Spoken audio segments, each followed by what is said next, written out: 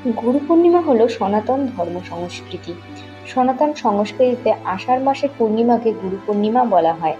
আমাদের ধর্মীয় গ্রন্থে গুরুতে অর্থাৎ গু অর্থাৎ অন্ধকার বা অজ্ঞতা এবং রু অর্থাৎ আলো অর্থাৎ যিনি অজ্ঞতা দূর করে আলোর দিকে নিয়ে যান তাকে গুরু বলা হয়। গুরুর কৃপায় ঈশ্বর উপলব্ধি করা হয়। গুরুর কৃপা ছাড়া কিছুই সম্ভব নয়। দক্ষিণামূর্তি রূপে আদিগুরু পরমেশ্বর শিব সমস্ত ঋষি এবং মুনিদের শিষ্য হিসেবে শিব জ্ঞান প্রদান করেছিলেন। গুরু পূর্ণিমা তার স্মরণে পালিত হয়। গুরু পূর্ণিমা হলো সেই সমস্ত আধ্যাত্মিক এবং একাডেমিক গুরুদের উদ্দেশ্যে উৎসর্গীকৃত একটি ঐতিহ্য যারা কর্মযোগ ভিত্তিক ব্যক্তিত্ব বিকাশ এবং জ্ঞানার্জনের জন্য তাদের জ্ঞান ভাগ করে নিতে প্রস্তুত।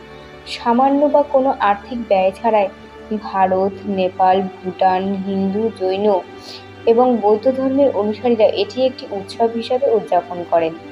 হিন্দু, বৌদ্ধ এবং জৈনরা তাদের আধ্যাত্মিক শিক্ষক নেতাদের সম্মানে এবং কৃতজ্ঞতা প্রকাশের জন্য এই উৎসব উদযাপন করেন। এই উৎসবটি হিন্দু পঞ্জিকার আষাঢ় মাসের পূর্ণিমা তিথিতে পড়ে। মহাত্মা গান্ধী তার আধ্যাত্মিক গুরু শ্রীমৎ রাজেন্দ্রচন্দ্রের সম্মানে এই উৎসবটি পুনর্জীবিত করেছিলেন। ব্যাস পূর্ণিমা বেদব্যাসের জন্মদিন হিসেবেও বিবেচিত হয়। শতাব্দীর সর্বশ্রেষ্ঠ দার্শনিক এবং আধ্যাত্মিকবাদী জ্ঞানের সমুদ্র আচার্য রজনীশ ভারতের মধ্যপ্রদেশের রাজ্যের হোশাঙ্গাবাদ জেলার সিওনি মালওয়া তহসিলের কোরি তাঁতি সম্প্রদায়ের পুনর্জন্ম লাভ করেছিলেন। তার পুরো নাম হরিশ কোরি।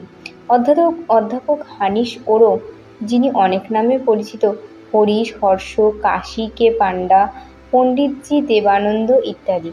গুরু পূর্ণিমার দিনে গুরু পূজা একটি ধর্মীয় অনুষ্ঠান। শিষ্যরা সরাসরি অথবা চন্দন, ধূপ, প্রদীপ এবং নৈবেদ্য দিয়ে তার পায়ে পূজা করে তাদের গুরুকে পূজা করেন। এই দিনে গুরু প্রদত্ত মন্ত্র জপ করার রীতি রয়েছে।